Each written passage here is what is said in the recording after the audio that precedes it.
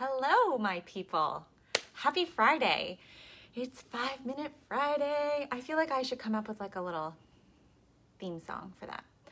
Anyway, I'm really excited to be talking about this today. A couple of moms in my life this week were mentioning the whole concept of juggling balls and how the balls in your life, so to speak, some are made of glass and some are made of rubber, or some people say they're made of plastic. I kind of like the rubber ball analogy. That's always how I've heard it.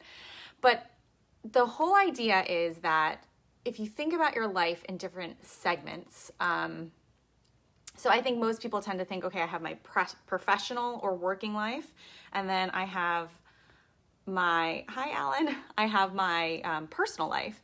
But I think you could also think about it in even greater sections. So perhaps on the professional side, maybe I am an employee, but I also have a business or a side hustle that I'm working. So those would be two separate areas. And then within my personal life, I have my friends and my family. I have my health. I have my spirituality.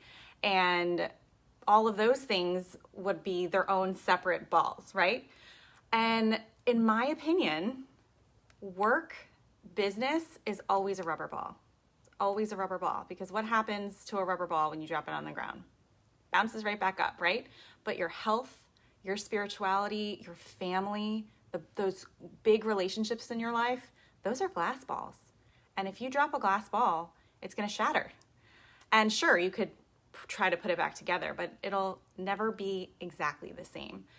So I really like to think about how that shapes the way we spend our time and what's a priority in our lives. But what really is profound to me that one of my friends was saying this week that I had never really thought of is that even within the greater subject of the rubber ball or the glass ball, there can be within those glass and rubber balls. So if you think about work, for example, like sure, of course, we need to work. We need to keep a roof over our heads. We need to feed our children and clothe them, etc. We need to, go on vacations and have a life and enjoy the reason for being here.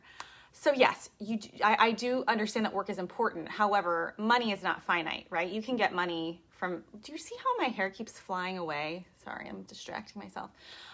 You can get money from any variety of places. So if it's not at this job or in this career, there is another job or another career. And so that's what I mean about it being a rubber ball. If you had to choose between one or the other, of course you're going to choose your kids over work to the extent that one has to give, right? Because you can always get other work, but your kids are your kids. So do you see what I mean there by rubber and glass?